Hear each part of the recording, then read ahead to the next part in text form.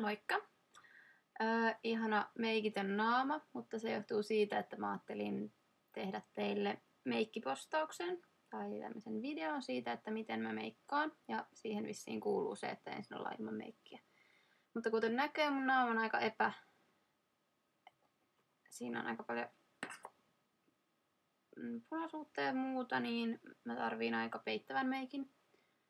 Ja aina mä aloitan sillä, että mä laitan kosteusvoidetta, joka on mulla tällä hetkellä tämmönen Garnierin ihana, josta en ole varmaan vaihtamassakaan. Tämä on tosi hyvä. Kosteuttaa ja raikastaa ihoa.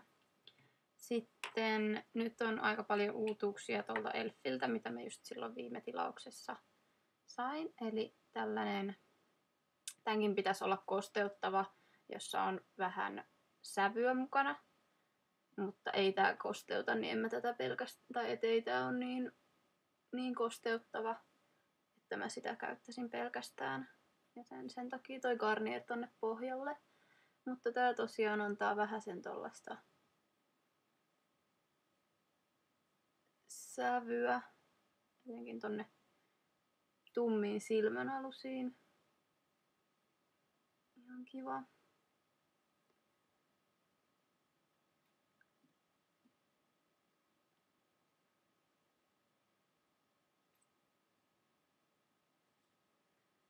Tosiaan vähän sen ihan vaan sormilla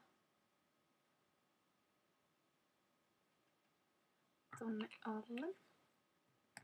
Sitten tällä hetkellä mulla on meikkivoiteena tollanen Maybellinen Dream Satin. Ja ihan siinä vaaleimmassa Light Porcelain 4 sävyssä. Sitä laitan sienellä. Tää ei ole mikään paras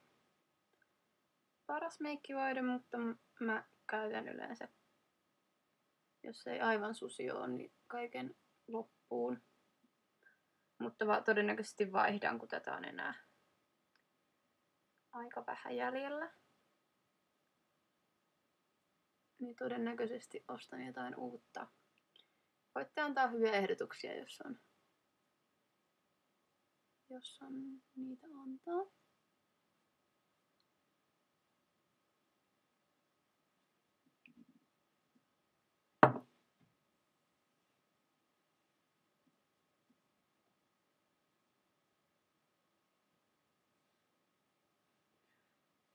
Tää on ehkä ihan aavistuksen verran tumma mun iholle, mutta mä tykkään, että kunhan sen vaan täältä hyvin levittää.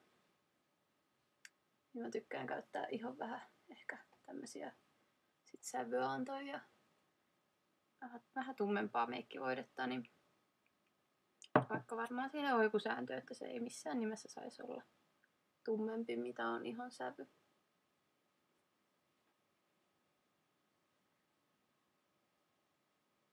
Näin. Siinä oli meikkipohja ja mä jatkan toisessa videossa sitten kaikki muut.